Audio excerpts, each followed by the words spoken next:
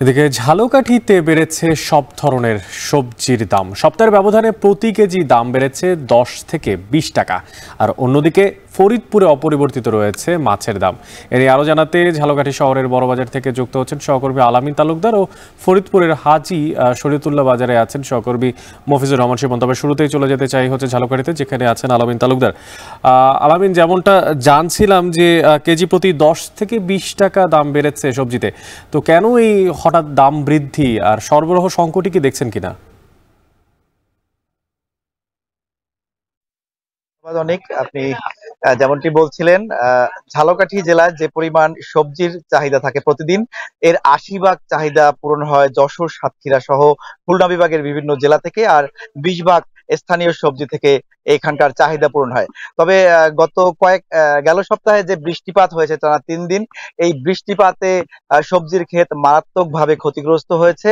তাই সবজির সরবরাহ কমে গেছে, এ কারণেই বাজারে সবজির দাম কিছুটা বেড়েছে, এমনটি বলছেন স্থানীয় ব্যবসায়ীরা। তো অনেক আজকের বাজারে বিক্রি হচ্ছে এমন কিছু সবজির দাম আমি একটু জানিয়ে দিচ্ছি। আজকের বাজারে বেগুন বিক্রি হচ্ছে ৮০ টাকা কেজি দরে, এবং করলা বিক্রি হচ্ছে ৭০ টাকা কেজি দরে, পটল বিক্রি হচ্ছে ৫০ টাকা কেজি দরে, চিচিঙ্গা বিক্রি হচ্ছে ৫০ টাকা কেজি দরে, গাজর বিক্রি হচ্ছে ১৮০ টাকা, টমেটো বিক্রি হচ্ছে ১৮০ টাকা কেজি দরে। এছাড়া মিষ্টি কুমড়া রয়েছে, সেই মিষ্টি কুমড়াও বিক্রি হচ্ছে ৫০ টাকা কেজি দরে। মূলা বিক্রি হচ্ছে ৫০ টাকা কেজি দরে, এবং কাঁচামরিচ কিন্তু বিক্রি হচ্ছে ২০০ থেকে ২২০ টাকা কেজি দরে। এছাড়া যে লাউ পাওয়া যাচ্ছে বাজারে, প্রতি পিস লাউ বিক্রি হচ্ছে ৬০ থেকে ৭০ টাকা বা ৮০ টাকা দরে। তো অনেক আসলে আর কয়েকদিন পর কিন্তু বাজারে শীতকালীন সবজি পুরোদমে আসতে শুরু করবে, তখন কিন্তু এই সবজির দাম অনেকটাই কমে আসবে, এমনটি বলছেন এখানকার কাঁচা বাজার ব্যবসায়ীরা। তবে অনেকের সাথে একটু আরেকটি বিষয় জানিয়ে রাখি, যে বর্তমান পরিস্থিতিতে আসলে বাজার মনিটরিং হচ্ছে না, এ কারণে কিন্তু আসলে ব্যবসায়ীরা তাদের যে যার মতো ইচ্ছে মতো কিন্তু তারা দাম হাঁকিয়ে এই সবজি বিক্রি করছেন। এ কারণেও কিন্তু বাজারের পরিস্থিতিটা কিছুটা ঊর্ধ্বমুখী। তো নিয়মিত যদি বাজার মনিটরিং হয়, তাহলে এই সবজির দাম কিছুটা কমে আসবে, এমনটি বলছেন ক্রেতারা।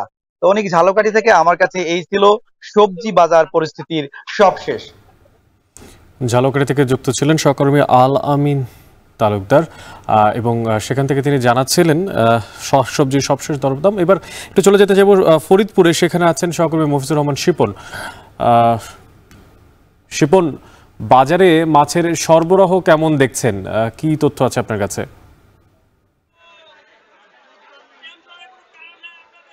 জানেন যে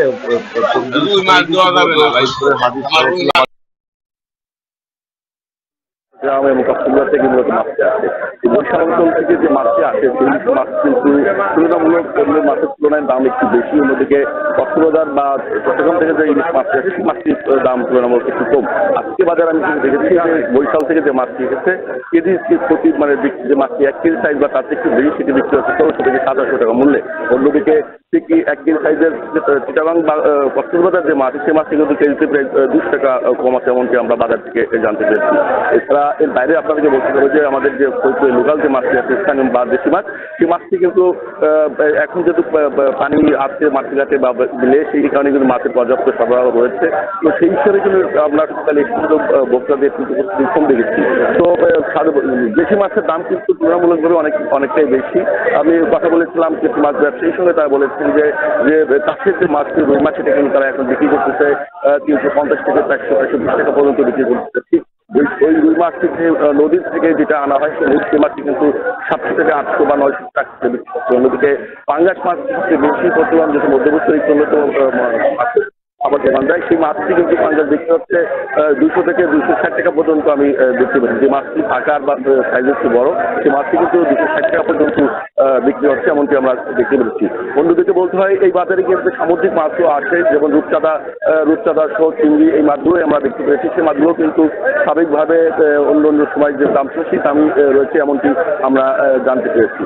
তো এই বাজারের ভোক্তা সাধারণত যেটা বলছেন যে বাজার মনিটরিং যদি নিয়মিত করা হয়, সেক্ষেত্রে অতিরিক্ত দামে যে কথা দিয়ে আসে মাঝে মধ্যে বা আলোচনা আসে, সেটি কিন্তু কম থাকে। অর্থাৎ সরকারিভাবে যদি ভোক্তা অধিকার কর্তৃপক্ষ বা সরকারি প্রশাসনের লোকজন যদি বাজার মনিটরিং জোরদার করে, সেক্ষেত্রে কিন্তু ভোক্তা সাধারণ প্রতারিত হওয়ার সম্ভাবনা কমে থাকবে। তাদের দাবি কি এমন।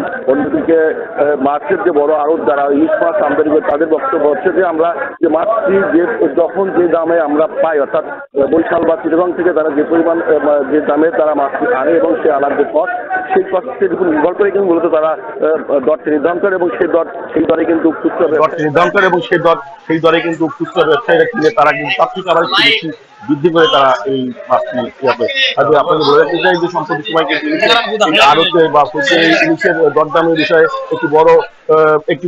একটি বড় অভিযান হয়েছে ফরিদপুরে এবং সেই অভিযানের ফলে কিন্তু মাছের যে সিন্ডিকেটের একটা আলোচনা ছিল অনেকে নিষ্ক্রিয় হয়েছে এমনকি মনে করেন। বিশেষ করে সরকার পরিবর্তনের পরে বাজারে একটি বড় অভিযান পরিচালনা করে ভোক্তা অধিকার এবং জেলা প্রশাসন। সেখানে কিন্তু দুজন ব্যবসায়ীকে প্রায় লক্ষাধিক টাকা জরিমানা করা হয় এবং তারপরে কিন্তু নৈতিক বয়সের ব্যবসায়ী যারা আড়তদার বা বড় ব্যবসায়ী তারা কিন্তু নৈতিক চলে গেছে। তো অনেকে এই ছিল সপ্তাহের সর্বশেষ মাছের বাজারের খবর। ঝালকাঠি ও ফরিদপুর থেকে যুক্ত ছিলেন সহকর্মীরা, জানাচ্ছিলেন শাকসবজি ও মাছের সবশেষ দরদাম। অবশেষে